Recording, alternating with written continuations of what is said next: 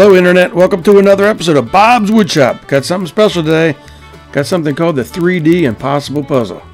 This was quite a challenge and I want to show you how I did it today. So stay tuned. So first I had to pick 4 different colors of wood. I got purple, orange, yellow, and black. From there I had to cut a bunch of 3/4 inch strips.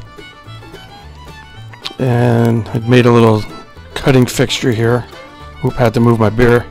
Using my veneer saw to cut the strips and have to keep these consistent width. So here's another look. Again, I'm just using the little veneer saw. Have to make several cuts on this, and this produces a very nice edge.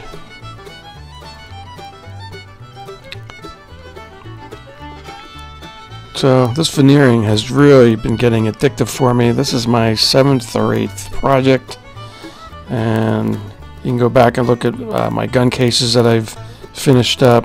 This is just an amazing hobby. Highly recommend giving it a try. There might be a marquetry club somewhere near you.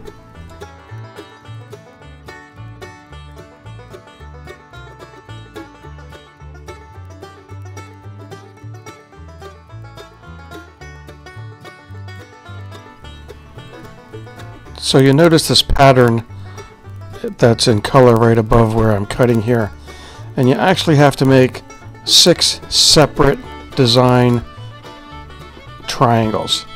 So this is very meticulous work. You see in the top portion of the screen I've already got some of these shapes already taped and put together, but you have to be very careful when doing all the cutting and certainly taping them all together.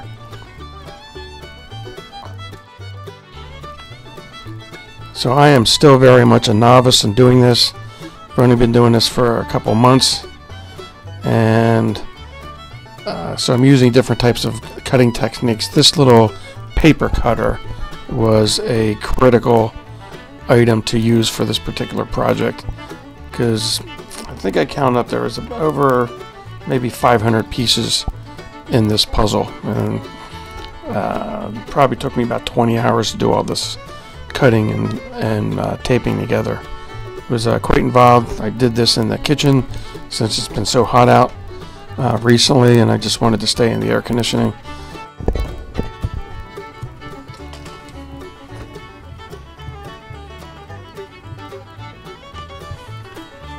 So cutting and taping,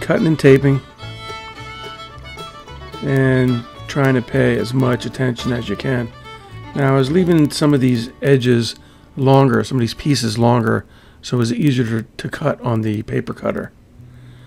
And here I'm just cutting little black triangles on the inside. This is dyed wood.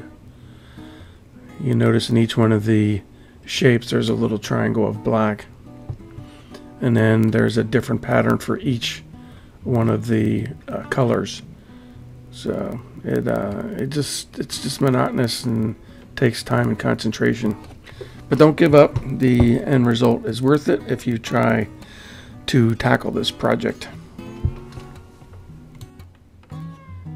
I got this design on the internet.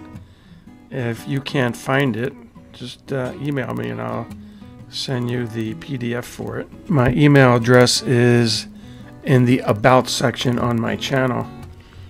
So all we're really doing is making up a bunch of these hexagons. And then I'm preparing these with tape and just kind of experimenting, trying to get these all together. I didn't get the lines exactly lined up. I had to do a little fidgeting and fudgeting here and there. But, you know, for the first time I did something this complex, I'm pretty happy with it.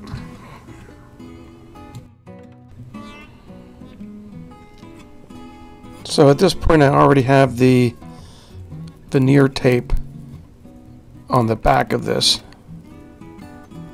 and now I have to start taking off the blue tape. And you see there's dozens and dozens of small blue tape that now I have to start removing all these, and the blue tape side is going to be the side that gets glued down to the substrate.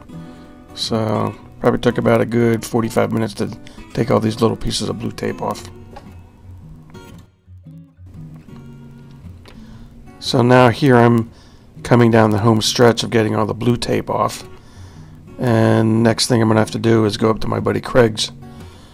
And we're going to have to use his vacuum pump and vacuum press in order to glue this onto my MDF substrate.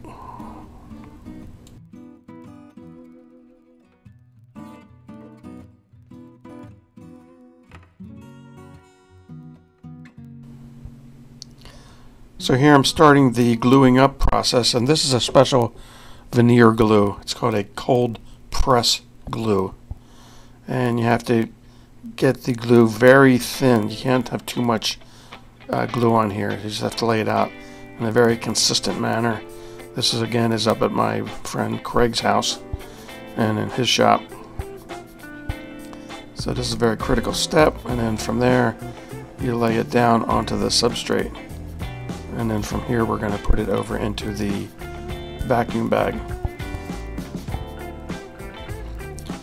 Once it's in the vacuum bag, you leave it in there for at least an hour.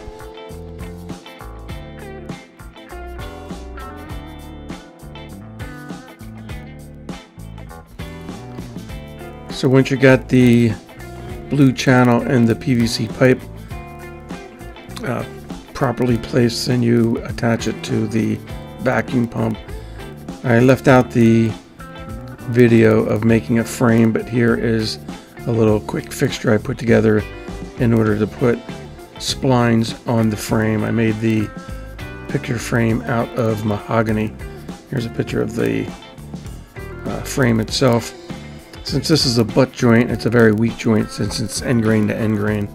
So whenever I'm doing something like this, I'll put a spline in there. And here I'm just measuring out the spline itself, and went over on the bandsaw and cut that roughly to size. Here I'm gluing it in and then fitting it in, and this makes it much stronger. I'm just trimming it to exact size. This with a little cutoff saw. And then from there I just sanded it a little bit and made it completely flush. So in order to hold the design inside the frame, I just use these little clamps. These are actually used for securing a tabletop to the sides of a table. And it worked perfectly for this particular application. So I got to do a little bit of sanding. Just used a little bit of 180 and just made sure all the glue was off and made it nice and smooth. Again, I'm using my favorite sander, my Festool sander. So those of you who follow my channel on a regular basis, you know my favorite finish is a base coat of shellac. And I'm going to follow this up with several coats of polyurethane. Shellac is an outstanding base coat for any type of film finish. And here's some polyurethane.